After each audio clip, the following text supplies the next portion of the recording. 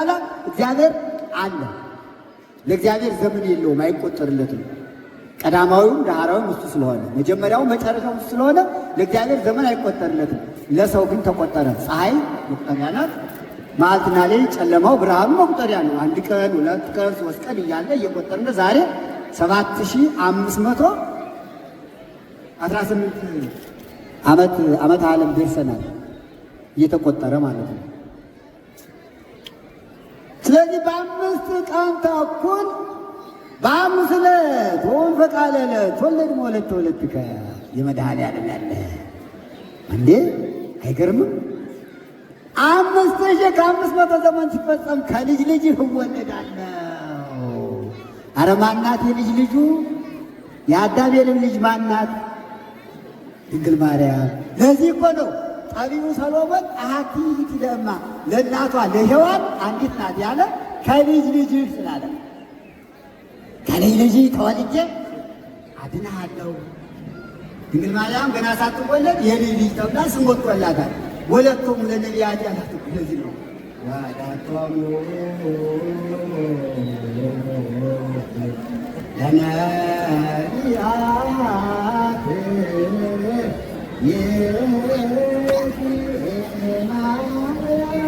የነቢያት ልጃቸው ድንግል ማርያም ናት።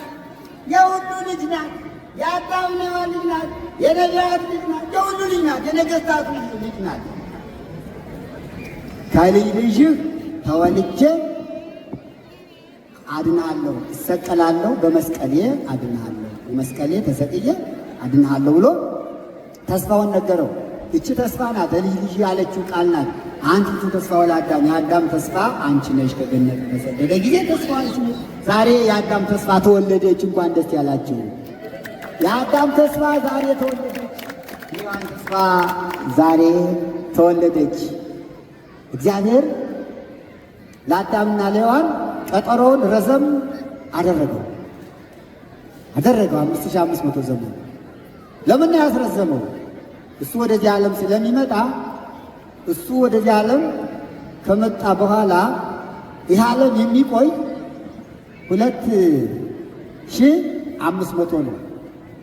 ይህ ዓለም ክርስቶስ ወደዚህ ዓለም መጥቶ የተወለደ በ5500 ዘመን ነው። ድንግል ማርያም እንደዚሁ ነው። 8000 ለመሙላት ከአዳም ከሔዋን እስከ ልደተ ክርስቶስ ስንት ይሆናል? 2000 ማን ነው? 5500 8000 ለመሙላት ስንት ይቀራል?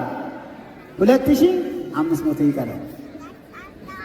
ይህ 2000 ያ 5500 ዘመን ዓመተ ፍዳ ዓመተ ኩነኔ የሚል ስም ተሰጥቶታል። የመከራ የስቃይ የጭንቀት ዘመን።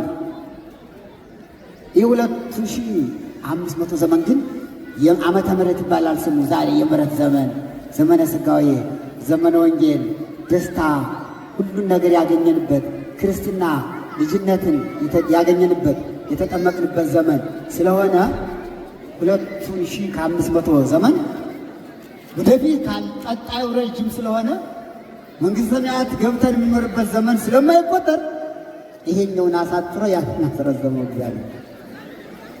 ጊዜው ደረሰ። ነቢያት የተናገሩት ትንቢት ሁሉ ሲፈጸም የሐና የኢያቄም አያቶች ቅድመ አያቶች ባጭር ነው፣ አሁን አላስረዝመውም፣ ታሪኩ ሰፊ ነው።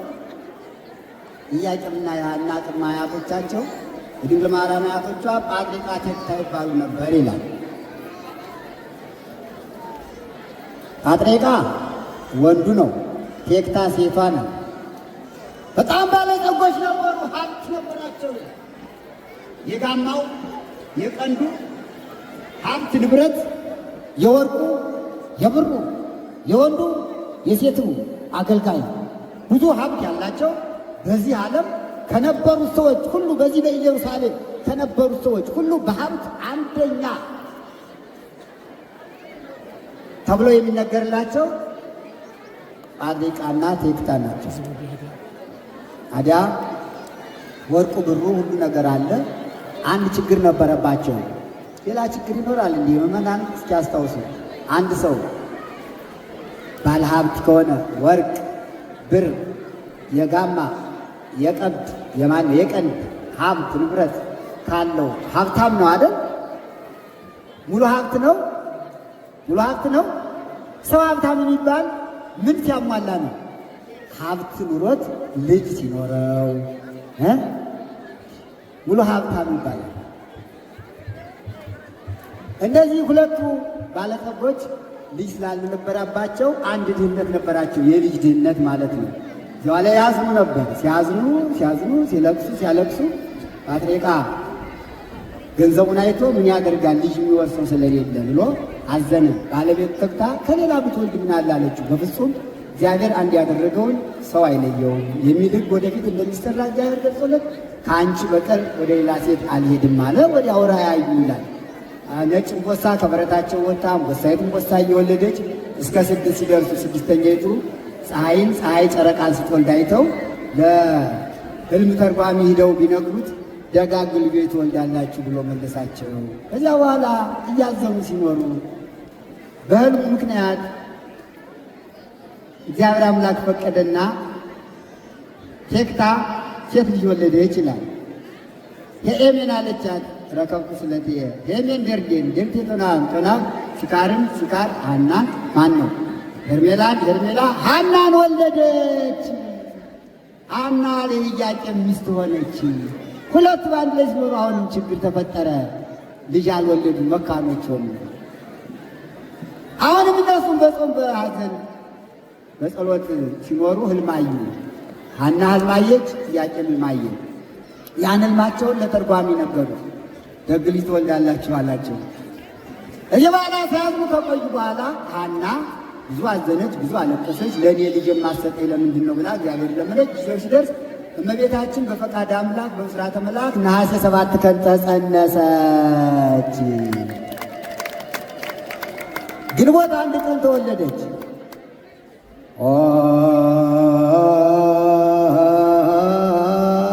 ድንግል አኮ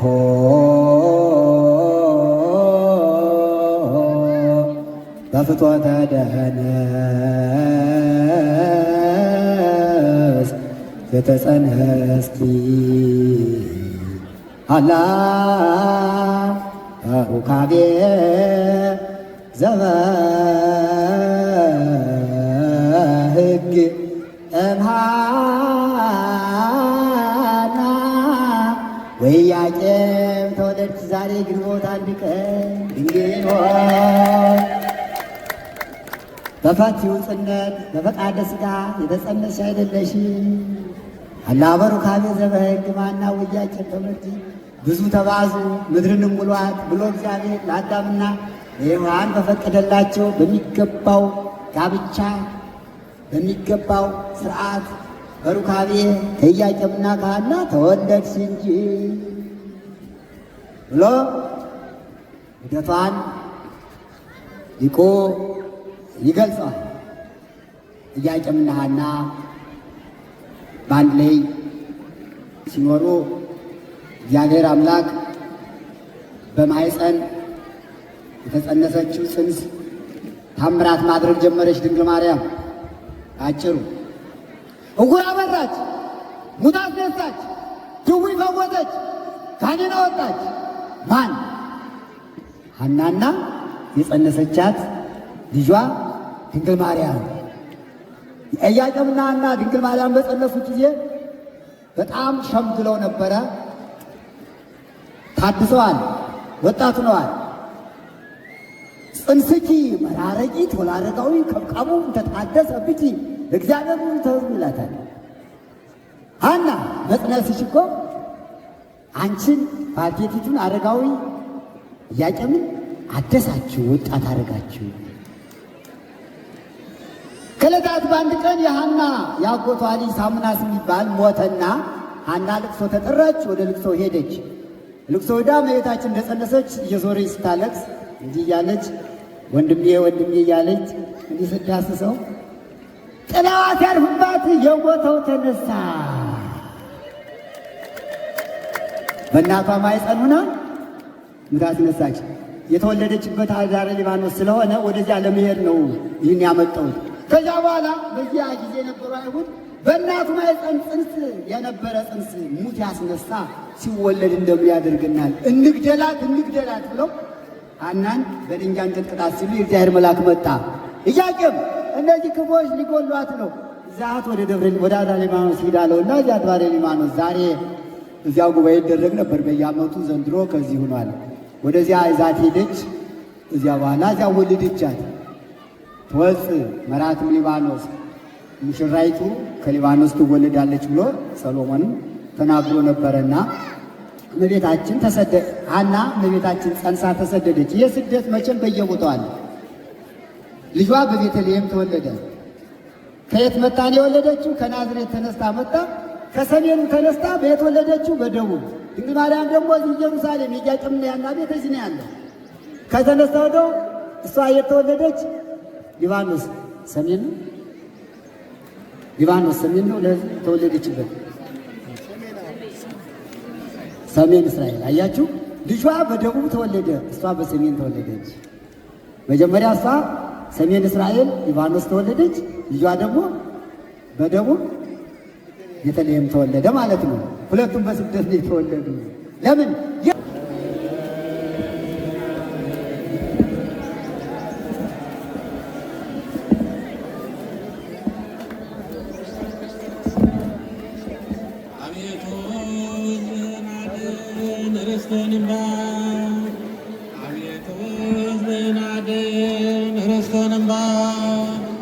አቤቱ ሕዝብህን አድን፣ ርስትህን እንባ ጠብቃቸው፣ እስከ ዘላለም ድረስ ከፍ ከፍ አድርጋቸው። በአንድ ልጅ በጌታችን በመድኃኒታችን በኢየሱስ ክርስቶስ በክቡር ደሙ የዋጃት ቤዛ የሆንካት ቅድስት ቤተ ክርስቲያን ጠብቃት። ለነገሥታትና ለመኳንንት ለንጹሕ ወገንና ቅዱስ ለሆነ ሕዝብ ማደሪያ ትሆን ዘንድ በዚች በጥራት ቅድስት ቤተ ክርስቲያን መጣችሁ ተሰብስባችሁ ቅዱስ ሥጋውን የበላችሁ ክቡር ደሙን የጠጣችሁ በማወቅ ወይም ባለማወቅ የሠራችሁትን ኃጢአታችሁን ያስተሰርይላችሁ። አባቶች ካህናት፣ ወንድሞች ዲያቆናት፣ በዚህ የተሰበሰባችሁ ወንዶችም ሴቶችም ሕፃናትም ሁሉ ከኃጢአት የተፈታችሁ ንጹሐን ሁኑ። እኔንም እናንተንም ለመንግሥተ ሰማያት የበቃን የተዘጋጀን ያደርገን ዘንድ እግዚኦ መሐረነ ክርስቶስ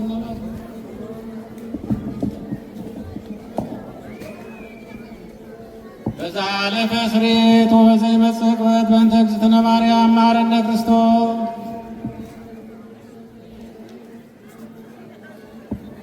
እውቀት ባለ እውቀት በሐልዮ በገቢር በነቢብ በሠራነው ኃጢአታችን የማይሠራ ኃጢአት እግዚአብሔር ይፍታ። እግዚአብሔር